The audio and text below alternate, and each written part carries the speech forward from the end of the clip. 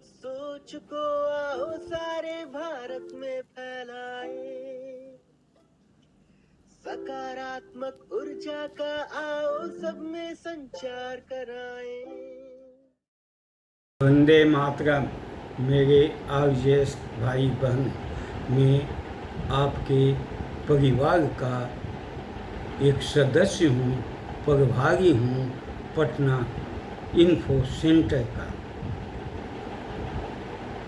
अग्रवाल कहलाता हूँ और अग्रवाल से बंसल, बंसल से राम, राम से दास और दास से झुनझुनवाला कहलाने की ये परंपरा का विकास हुआ है बिहारी जीवन के दौरान। अभी मैं अग्रसेन की कथा कहता हूँ, जो हमारी वंशावली का स्टार्टिंग बिंदु है, आधार है, कारण है। अग्रसेन जी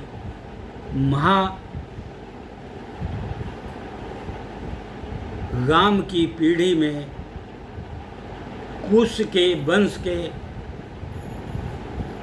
52वें पीढ़ी के राजा हुए और उनको राजतंत्र से अलग कर दिया गया उनकी इनोवेटिव विचार और प्रस्ताव के कारण। अग्रसेन जी का इनोवेशन, उनका विचार, उनका निश्चय हुआ कि क्षत्रिय वंश के तंत्र में इक्वल रैंक होना चाहिए, समाज का, न्याय का और अर्थतंत्र का। इस तरह से जो सत्ता कायम होगी, जो शासन चलेगा, वो सर्व जन लोक हितार्थ होगा। इनकी इस बात को जब मान्यता नहीं दी तो उन्होंने स्वीकार किया अपने विचार के आगे। क्षत्रिय वंश की परंपरा को आगे बढ़ाने के बदले उन्होंने एक आर्थिक तंत्र की वैश्य तंत्र को अपनाया। अपनी साधना से लक्ष्मी को पसंद किया और अपने इनोवेटिव प्रिंसिपल के आधार पर उन्होंने अग्रोहा के वैश्य गांव में जाकर अपना राजतंत्र आरंभ किया और अग्रसेन कहलाए। भारतेंदु हरिश्चंद्र की कथा के अनुसार अग्रसेन व्यापारियों के राजा थे।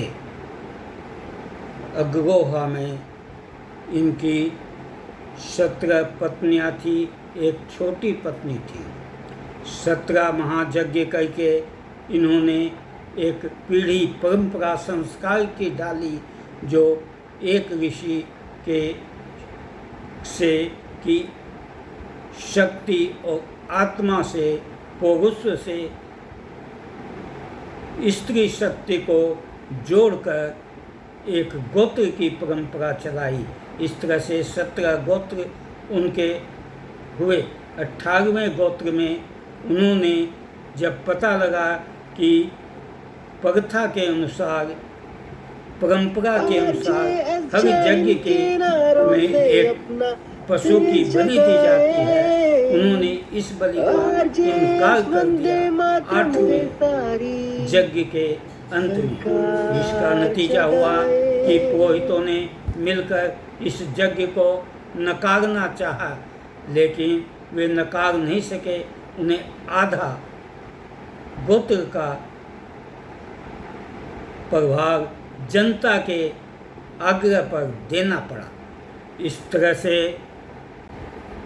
मेरी अग्रवाल वंश परंपरा का मारवाड़ी संस्कृति का, और जहाँ भी हम गए हैं, बसे हैं, विश्व भर के हर क्षेत्र में, हर देश में, गांव से लेकर शहरों में हमारी उपस्थिति इस बात का प्रमाण है कि हमारी गोत्र परंपरा सर्वश्रेष्ठ है और हमारा किसी भी समाज से, किसी भी धर्म से, किसी भी शास्त्र से कोई भेद न रहा है और न होगा।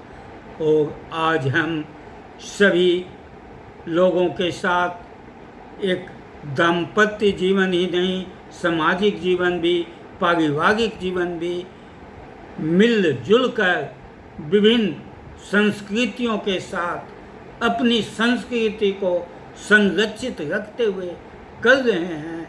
यही हमारी वंश परंपरा, गोत्र परंपरा का वैज्ञानिक आधार का प्रमाण है। जय हिंद, वंदे मातरम।